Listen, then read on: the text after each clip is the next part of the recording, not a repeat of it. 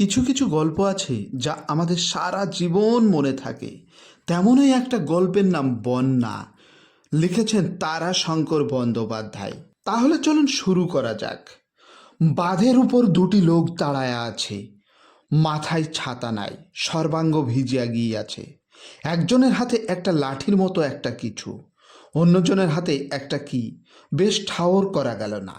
কুয়াশার পুঞ্জের মতো বৃষ্টিধারা তাহাদের স্পষ্ট পরিচিতিকে ঝাপসা করিয়া রাখিয়াছে। আরও খানিকটা অগ্রসর হইয়া দেবু চিনিল একজন তিনকড়ি, অন্যজন রাম ভল্লা। তিনকড়ির হাতে কোঁচ, রামের হাতে পলুই। তাহারা বাহির হইয়াছে মাছের সন্ধানে। দেবু আসিয়া বলিল, মাছ ধরতে বেরিয়েছেন? নদীর দিকে অখণ্ড মনোযোগের সহিত চাহিয়া তিনকড়ি দাঁড়াইয়া ছিল। দৃষ্টি না ফিরাইয়াই সে বলিল, বেরিয়েছিলাম। নদীর কাছ বরাবর এসেই যেন কানে গেল গোঁ গোঁ শব্দ। নদী ডাকছে। রাম বলিল, পরপর তিনটে লাঠি পুঁতে দিলাম, দুটো ডুবেছে। ওই দেখেন, শেষটার গোড়াতে উঠেছে বান। গতিক ভালো নয় পণ্ডিত মশাই।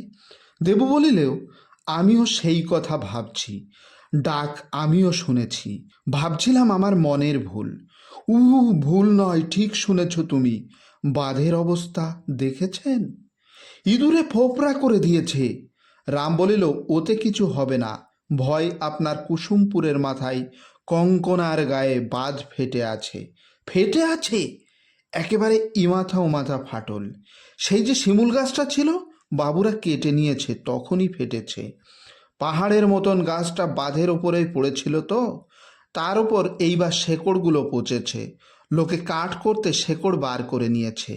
ভয় সেই জায়গায়। সেখানটা মেরামত না করলে ও মাটি ময়ূরক্ষিত ভুরোর মতো চেটে মেরে দেবে।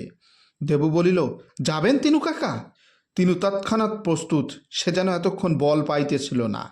লোকে তাহাকে বলে হোপো। হৈ হৈ করা নাকি তাহার অভ্যাস।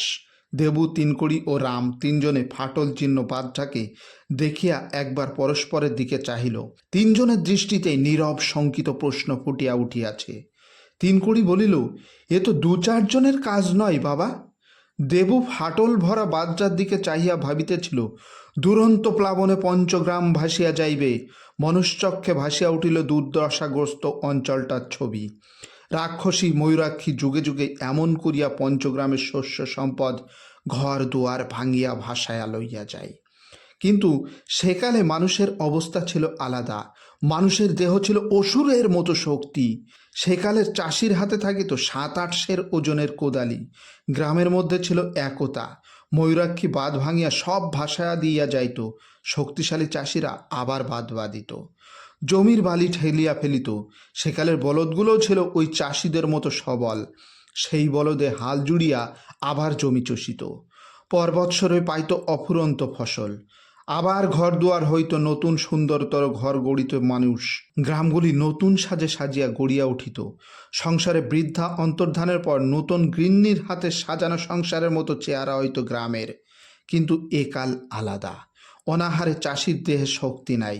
গরুগুলো না খাইয়া শীর্ণ দুর্বল। এখন জমিতে বালি পড়িলে মাঠের বালি মাঠেই থাকিবে।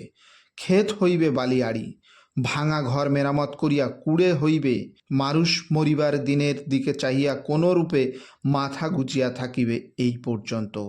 এই বিপদের মুখে ডাক দিলে তবু মানুষ আসিবে, কিন্তু বিপদ ঘটিয়া গেলে তারপর বাঁধ বাঁধিতে আর কেউ আসিবে না। মানুষের একতার বোটা কোথায় কে কাটিয়া দিয়াছে, আর বাঁধা যায় না। তবু এই সময় ডাক দিলে মানুষ আসিলেও আসিতে পারে। সে বলিল, তিনু কাকা, লোক জোগাড় করতেই হবে। আপনি দেখুড়ে আর মহাগ্রাম যান, আমি কুসুমপুর শিবকালীপুর যাই। তিনু বলিল, রামা, তোর নাগরা নিয়ে এসে পেট। দেখুড়িয়ার ভল্লারা পূর্বেই আসিয়া জুটিয়াছে। মহাগ্রামেরও জন কয়েক আসিয়াছে। মোটমাট প্রায় 50 জন লোক। এদিকে বন্যায় জল ইতিমধ্যেই প্রায় হাত খানেকের উপর বাড়িয়া গিয়াছে। বাঁধের গায়ে ফাটলের নিচেই একটা গর্তের ভিতর দিয়ে বন্যার জল সরীসৃপের মতো মাঠের ভিতরে ঢুকিতে আরম্ভ করিয়াছে। বাঁধের উপর 50 জন লোক বুক দিয়া পড়িল।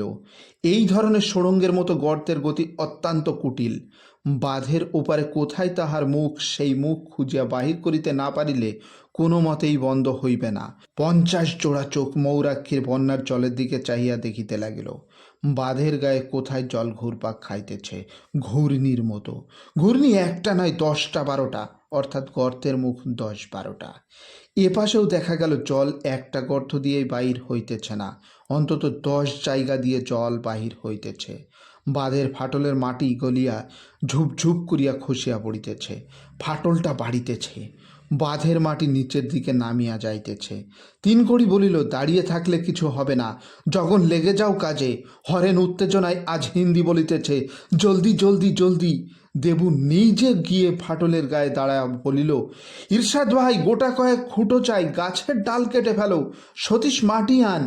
মাঠের সাদা জলের উপর দিয়া পাটল রঙের একটা অজগর যেন অগ্রসর হইয়া চলিয়াছে বিশাল গতিতে, ক্ষুধার্ত উদ্রাত গ্রাসে।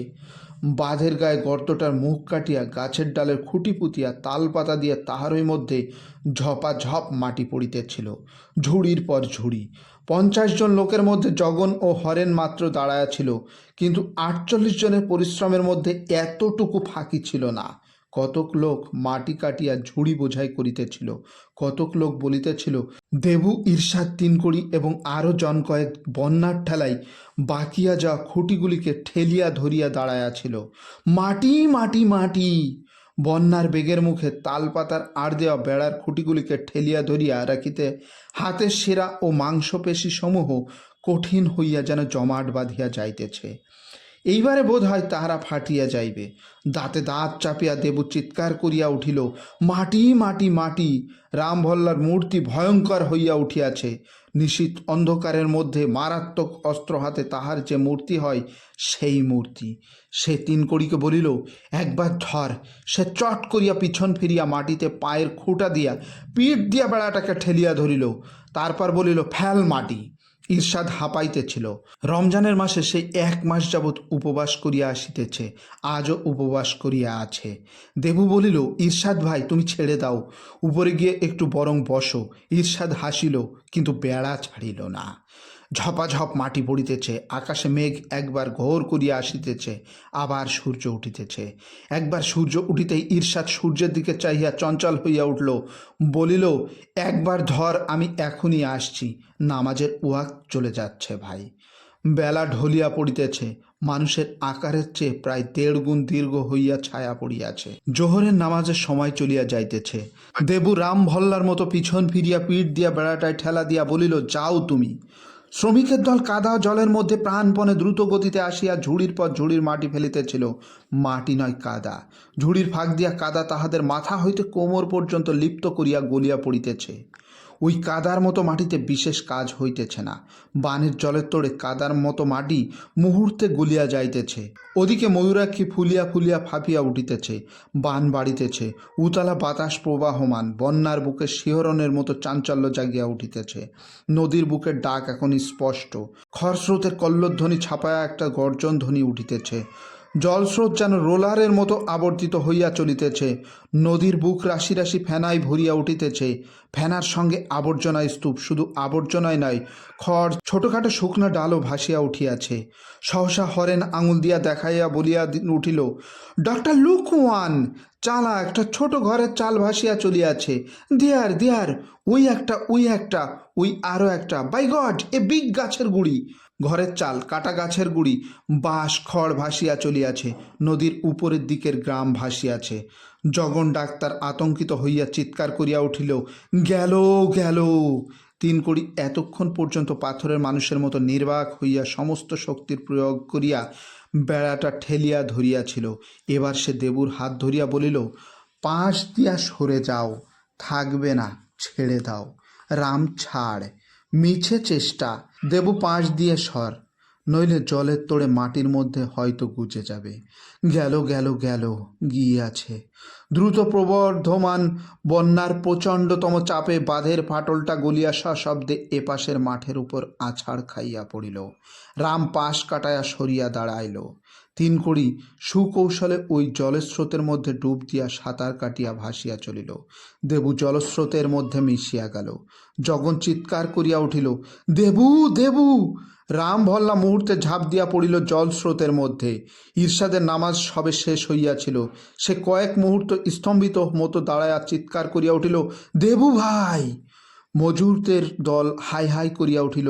সতীশ বাউড়ি পাতু বায়ন ও জলস্রোতের মধ্যে ঝাঁপায়া পড়িল।